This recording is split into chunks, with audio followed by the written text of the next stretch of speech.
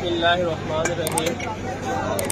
বাংলাদেশ এবং ভারত থেকে যৌথভাবে আগত পবিত্র মদিনাতুল মুনাওয়ারা এবং পবিত্র মক্কাতুল মুকাররমা জিয়ারতের উদ্দেশ্যে আগত এই আরবের ভূমিতে যে কাফেলাটি এসেছে, সেই কাফেলাটি গতকাল রাত্রে পবিত্র মদিনাতুল মুনাওয়ারা হতে পবিত্র মক্কাতুল মুকাররমা এসে পৌঁছেছে।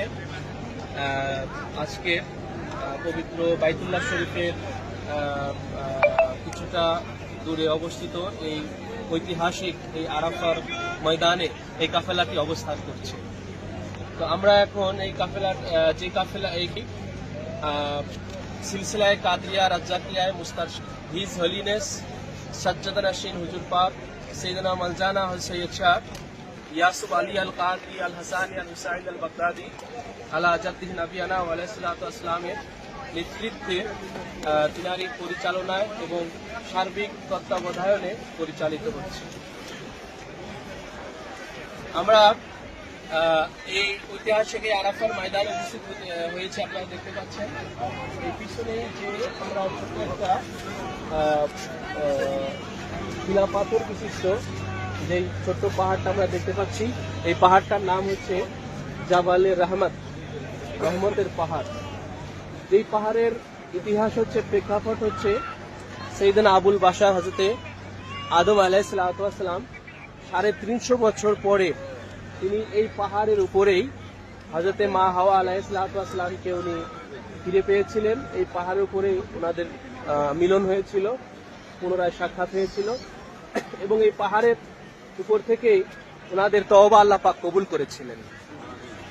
আর যেই তওবা কবুলের যে ওসিলা ছিল সেটা কোরআন পাকের মধ্যে আল্লাহ পাক উল্লেখ করেছেন, ফাতালাকা আদামু মির রাব্বিহি বিকালিমাতিন ফাতাবা আলাইহি। আদম আলাইহিস সালাম তিনার প্রভুর নিকট হতে কিছু শব্দাবলী শিখে নিলেন, আর সেগুলোর হাতরে আল্লাহ পাক তিনার তাফসীরের মধ্যে আসে সেই শব্দাবলীগুলোই ছিল পাক পাঞ্জাতুল আলাইহিস সালামের নাম পাক, সুবহানাল্লাহ। অর্থাৎ হযরত মুহাম্মদুর রাসূলুল্লাহ সাল্লাল্লাহু আলাইহি ওয়া সাল্লাম, মাওলা আলী আলাইহিস সালাম, খাতুনে আতহার পাক হযরত ফাতেমাতুজ জাহরা আলাইহিস সালাম, ইমাম হাসান এবং ইমাম হুসাইন আলাইহিস সালাম, ইনাদের নাম পাকের বরকতেই সেখানে হযরত আবুল বাশার আদম আলাইহিস সালামের তওবাকে কবুল করা হয়েছিল, এই সেই জাবালে রহমত। তো এর পাশেই আমরা ঘুরে দেখলাম বিশাল আরাফার ময়দান।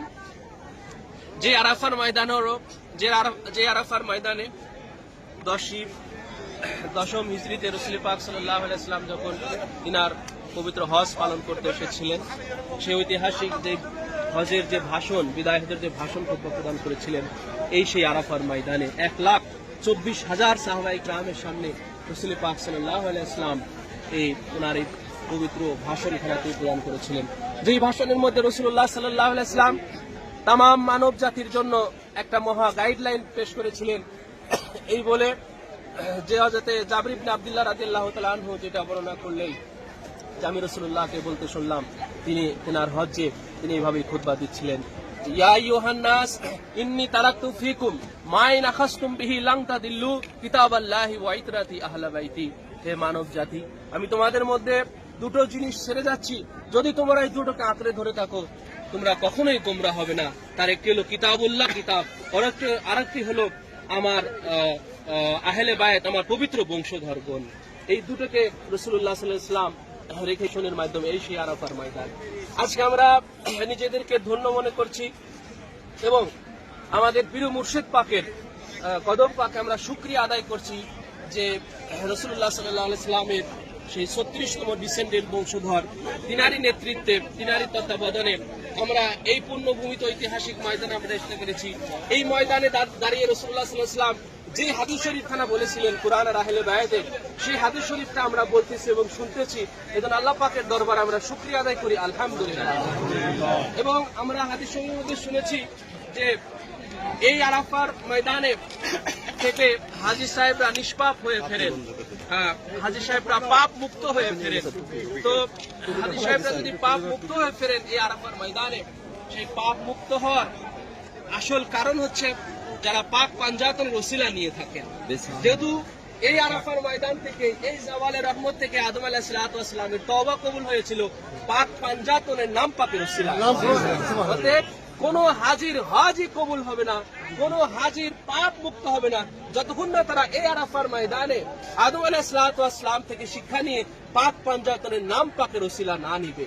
তো আজকে আমরা যদিও হজের আসতে পারি নাই, আমরা অন্য একটা সময়ে যদি এসে আল্লাহ পাকের কাছে দোয়া করি যে আদম আলাইহিস সালাতু ওয়াস সালামের দোয়া, হে আল্লাহ তুমি যেইভাবে আল্লাহুম্মা ইয়া রাব্বাল আলামিন পরওয়ারদিগারে আলম, আমরা তোমার হাবিব জনাবে মুহাম্মদুর রাসূলুল্লাহ সাল্লাল্লাহু আলাইহি ওয়াসাল্লামের লাখে জিগার দেহের অংশ কলিজা টুকরা জান উসকিন আমাদের পীর মুর্শিদ মালজানা ওয়া মাওয়ানা মুর্শিদানা হযরত সৈয়দ শাহ ইয়াসুফ আলী আল কাদরি আল হাসানী আল হুসাইন বাগদাদি আলা জাদ্দিন আহমদ সাল্লাল্লাহু আলাইহি ওয়াসাল্লামের নিগাহ কারামে মেহেরবানিতে তিনার সার্বিক তত্ত্বাবধানে আমরা যে পুণ্যভূমি আরাফার ময়দানেও আমরা উপস্থিত হয়েছি, জাবালের রহমতে আমরা উপস্থিত হয়েছি।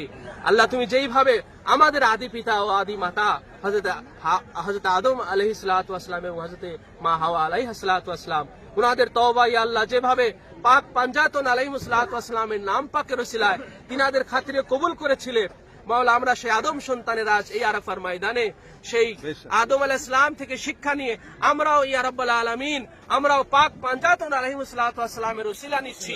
পাক পাঞ্জাতন আলাইহিস সালাতু ওয়াস সালামের বংশধর শাহেনশাহ বাগদাদ গৌসে পাকের গদিনশীন হযরত সৈয়দ শাহ ইয়াসুফ আলী আল কাদরি আল হাসানী আল হুসাইন আল বাগদাদির ওসিলা নিচ্ছি। হে আল্লাহ তুমি আমাদেরও তো আমাদের জিন্দেগীর तमाम গুনাহ খাতাগুলো maaf করো, আমাদের পরলোক গমনকারী সমস্ত পূর্বপুরুষ আমাদের পীর ভাই পীর বোন প্রত্যেকের জিন্দেগীর গুনাহ খাতাগুলো maaf করো ইয়া রাব্বাল আলামিন। মাওলা